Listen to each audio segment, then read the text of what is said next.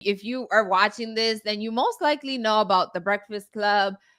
Is the Breakfast Club only in New York and Jersey? I'm sure it's everywhere. I right? feel like you can watch it on YouTube. I don't know if everybody gets it, but like for us, like I know we get it on the radio, but I don't think like unless you know who the people are and like you tune in on like YouTube and things like that, like you really wouldn't. Okay. So essentially it is a top radio show here in the tri-state area that talks about like culture, hip hop, news. Like if you from here, you know the Breakfast Club, right? And the Breakfast Club is DJ MB, Charlamagne the God, and now Jess Hilarious, right? And another character that has joined the Breakfast Club is Lauren. Okay. So why is all of this important, right? So Jess Hilarious was put in place after Angela Yee. After Angela Yee left, and now she has her own show that is just herself, right? And Jess Hilarious got this role, and then she got pregnant. She went on maternity leave, and then she came back. But before she came back, Lauren LaRosa was filling in for her, right? She would do like the newscast segment. Essentially, what's her name again? The person that used to be there? Angela Yee. She was essentially doing what Angela Yee used to do, right? Like she was the news person, breaks things down. But she was only supposed to be there until Jess Hilarious came back from maternity leave, right? So she came back from maternity leave. The show keeps on going, but Lauren is still there. And everyone had already clocked like the two, like there was a vibe shift. Anytime like it was like a question or something, like either Jess Hilarious will tell Lauren to be quiet. Like everyone felt that something was off, right? So the comments were always tension. What happened? No, I said some type of tension. Exactly.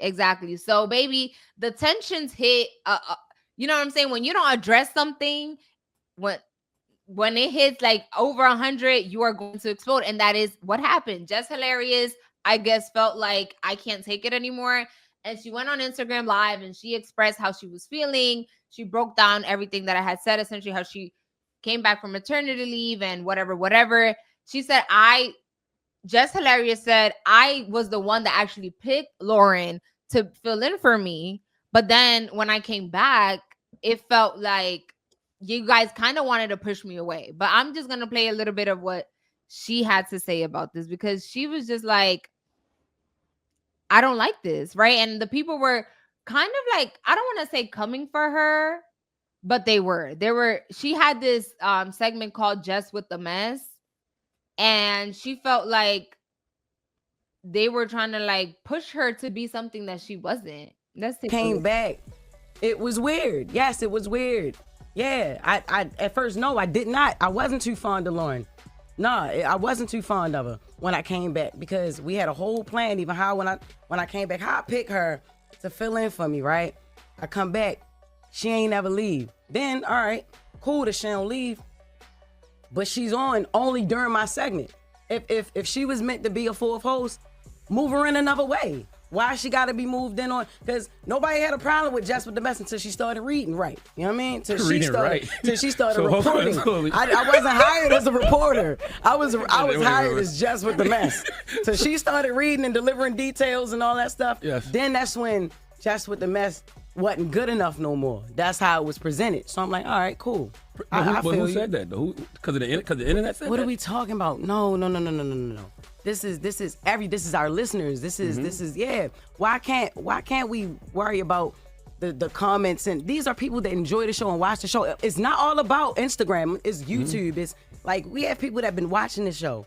Yeah, she's great at what she do. That's why I picked her to fill in for me. But when I came back, it's like, what's going on? If she's gonna be a fourth voice, why she only gotta be a fourth voice on my segment? She wasn't a fourth voice. She was a producer. She was hired as a news producer to help with getting all news and doing interviews. She was gonna be the senior news producer. She wasn't on there. When you came back, Lauren was not on there. She was in the back doing questions, sending interview questions, reporting the news. Am I lying? I thought you was. I thought she was on air. She was on air. Can I ask a question? What? Why didn't you wear the do-rag this morning? Because why you joke so much, man? What you mean? I'm not a just, joke, it's not man. a do-rag, it's a silk joke, scarf, man. nigga, but it's not. It's not it's a not a joke. joke, I'm man. serious. if you gonna bring it to the radio, I want to laugh. It's not a joke, but okay? Nah, but it's not a joke. It's a serious issue about it. It is a serious issue. Okay, let me just now- sit back and watch then, because I'm not Joe Clark. Because it's not. I am actually. Give me my baseball bat. No, it's now Envy. That's what I'm saying. No, nobody has even tried to clean up the narrative that I'm a villain. Man, You're not a me and villain. this Who said you girl a is- villain? What, yo, stop acting like you don't live in them comments too, Charlotte. Stop acting like you don't understand. But what do I always tell you? I say stop listening to the internet. Stop listening to the comments. Stop listening to the folks on YouTube. Don't let them trick you out your position. What you did last night is what they want you to do, and you can't let the internet win. No, but look, it's not even about what they want me to do. I did last night what I wanted to do, what I felt like I should have been did. I've been asking questions. The internet loves mess. And one of the easiest ways to create mess is to pit people against each other, especially two women. And I don't dwell in that. And y'all know that. Yeah, but see, this is the thing. You let the internet dictate what's going on. We've had conversations, and this is the thing. This is why I thought it was corny, and it's just me personally. I thought it was corny because we have conversations up here. We just have a meeting. If you had an issue, a problem, a situation, or something that you felt, why you ain't bring it to the team? When you came back, Jess, I pulled you to the side. I said, Jess, if you feel uncomfortable, if you don't want Lauren in the room, this is your show. We can make that the change whenever you want. Did I not say that to you? Yeah, you did. It's not about wanting her in the room, yo. It's about the segment. Like it was like y'all have that conversation y'all wanted off her. air. If you had a problem, say it I've to us. had We had a many meeting yesterday. conversations off air. What not is we like talking that. about? Not like nobody having my back, because we have your back. As far as the Corey Holcomb thing, y'all been beefing for 11 I'm years. not worrying about it's not even about You worried about comments, and you worried about what people say. F them I'm worried niggas in about the comments, perception man. and my reputation to be on the They've show. been ishing on me for 15 years. They've been ishing on Deserve- Charlamagne for rightfully so. 15 But years. that's on you. Rightfully And the so. things that I people don't ish care. on me It for doesn't- is on me. I don't let it affect me because I know who I am as a person. I don't give a F what them people say in the comments. come I know on. who I am. Come on. I know what I do. I You let feel them you. people get in the comments and F with you. You Well, are great at what you do. Everybody simmer down. Like you are dope. She's very and you let dope. them people piss you off. No, F them niggas. I Like tell- you nice. Like what you do is funny. I tell her Like, that all the you time, brought- on air, You brought off that air. energy that we needed to the Breakfast Club, Yeah. and you let a bitch ass person in the comments say something to steer you up. I tell you, F them niggas. We don't even know. F We all don't even them. know who these people are. In the They could be bots and all that, But- and we doing it on air when we could have did it behind the scenes. Like I F with you the long way, not on some internet ish. And to hear that through there, that This was sounds, whack, this man. sounds very light skinned. But let's go to the phone. Oh, so yeah, it definitely things boiled over, and things that should have been left behind the scenes are in front of the scenes. And Lauren also spoke out, and she was saying like she also felt kind of the same way. Like we should have talked about this behind the scenes. And like DJ Envy said, Lauren is also a producer on the show, so she's like, you are my talent. So like if you felt some type of way or something, like we could have worked this out. So how do you feel about Jess Hilarious? I think it's important to note Jess Hilarious is a comedian. She is not a reporter. She is not none of that. So this is not something that like the producers or whoever hired her didn't know. Lauren is a journalist. All of this Came from Jess TNT. Hilarious was never that. She never portrayed to be a journalist, and she got hired as the comedian that she is because, like DJ Envy said, she brings something different to the table. Thoughts? Right. So when I saw like all this happening, my whole thing is I completely get where Jess is coming from, and I low-key feel like I feel like DJ Envy and Charlamagne were missing the point on purpose, kind of thing. Her whole thing is like, I get it. She says she picked Lauren to be there, this, that, and the third. Cool, calm, great. She comes back. If y'all liked how a person's vibe was and stuff like that, and you want to keep them on, at the end of the day, it's not my business. I work for y'all. So if y'all want to keep her there, cool, calm, collected, that's fine. But if the segment, mind you, a lot of us know of Jess Hilarious because we've seen her on YouTube, not YouTube, on Instagram. And then when she went to Wildin' Out, and like, she's built her traction, like Shayla mentioned, as a comedian. And she had her segment Jess with the Mess, and she never gave that vibe like she was a reporter. She would take the important facts and put a comedic twist to it. And that was cool. Like, you watched it, you were vibing, you laughed and stuff like that. So I think we all, like the people who know her, if you didn't know who she was and then you listened to that segment and you were like, well, I want to hear more of a reporter, then Lauren is the vibe that you are going to go for. But if you do know Jess hilarious for Jess with the mess and how she gives it and like how she narrates everything, then that's the vibe that you're going for. My thing is, if you want to give Lauren the segment of giving the news, and like a lot of people who, since this whole thing blew up and stuff like that, have been saying that they like how Lauren reads the news better. They feel like she gives all the information and stuff like that. If you like that, then that's really your vibe. And if that's what people seem to be gravitating more towards, then don't put it under Jess with the mess. Give her her own segment. Right. That's why they ended up renaming it, because she was like, don't call it Jess with the mess. And then someone else is out here like reading the stuff, because it's not that, right? Exactly. Give it its own name, which they eventually did. Yes. So I think the problem here is that there's not a clear like establishment of roles, right? And I think when someone comes onto the team to be a specific role or specific voice, there's an understanding. If when Jess came back from maternity leave and nobody was given a clear understanding on what their role is going to be, what the yes, you may have a conversation. Let's say Shayla and I are in the same company or whatever like that, and they tell Shayla behind closed doors, this is what we want you for. But then I come back and like, let's say whatever I was doing, Shayla's added to it and no one's had that conversation with me about what her role is going to be, but Shayla has an understanding of what her role is going to be. Hearing it from Shayla is not going to do anything for me. I need to hear it from the people, the powers who made that decision. What is it that you were expecting? What is your vision? Like, I tell people all the time at work, just tell me what you want. Tell me what you want my role to be, and we can move on, because I will stay in my place. I'm not going to do more, and I'm not going to do less. Let me know what my role is. Tell me clear, cut, and concise what you want from me, and we can move on. I feel like the problem here is the miscommunication, because nobody really know what the outlook is supposed to look like, what the role is supposed to be. I think that's the main issue here. Yeah, I think leadership dropped the ball. If, let's say, when Jess said, yes, let's put Lauren in this role as like the fill-in host, and then they eventually hired her as a producer, I think, to the outside people that have no idea how production works, a lot of the producers do a lot of the behind the scenes works, the writing, picking the topics, you know what I'm saying? But they never get the credit because they're behind the scenes, right? DJ Envy is reading it. Charlamagne the God, probably his very famous segment, like Donkey of the Day, which essentially he highlights someone that did something dumb. Maybe he very well much is the person that picks the person that he wants to tag as the Donkey of the Day, but probably a producer is actually writing what he is reading. He's not just, saying all the things. And I completely understand why Lauren is giving what I feel like the people, especially at this time when there's news every single day, they feel like this is what we need, right? The Breakfast Club that's what Angela Yee was. Yeah. That's why I feel like leadership dropped the ball in a sense, because I don't know if they thought that they wanted something different, but that's what Angela Yee was there. She was the news person. She would break down, like, here are the stories, this is what's happening. She was kind of guiding all the conversations. And I feel like Jess Hilarious is not that. She never was that. And so I think it kind of is blowing up in her face. And I don't think it's her fault. I think it's more the leadership.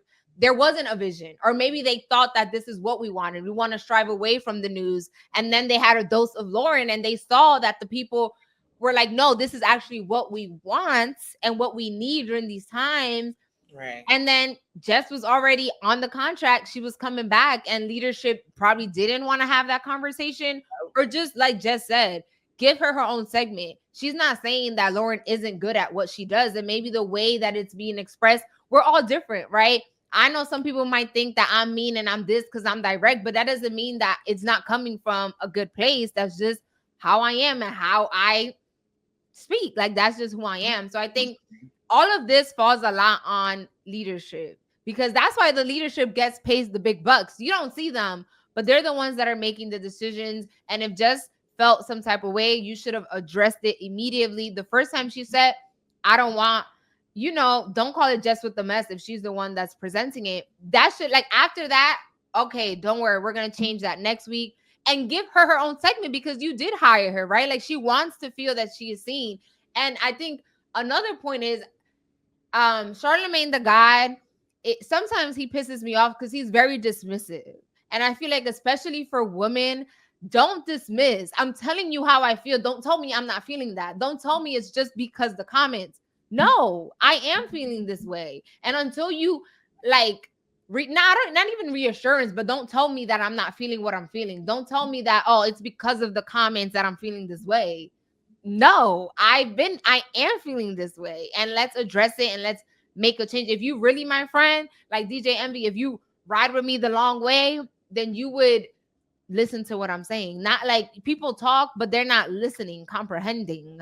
So I hope leadership understands this and makes a change, because I don't think she's fired. She's gonna be there. So I think also, I think what it is that when you don't have leadership addressing the issues, that's when you have moments like that where Jess Hilarious goes on live and is now expressing her frustrations. You know, like I feel like those type of issues, like I get it. Because Shayla and I understand the industry. You know, if you work in one of those environments, you know, when you have a problem, you go to your managers, you go to the people that are in charge, because you are looking to them to fix it. And the moment that does not happen, frustration boils over, and that's when things blow up in people's faces. So like, just going on live, do I think it was the best thing that she had to do? No. But do I think now it's going to start, like, you can't say you don't know nothing now. You can't say you didn't hear nothing about this. Like, this was literally presented to your face. And like you were saying, like, with DJ Envy and Charlamagne, they, first off, Charlamagne, not every, like, and you know, as someone who is a jokey joke type of person, if I am telling you how I feel and I'm being serious, I need you to lock in with me. You asking me about my do-rag, that has nothing to do, like, that has nothing to do with the conversation.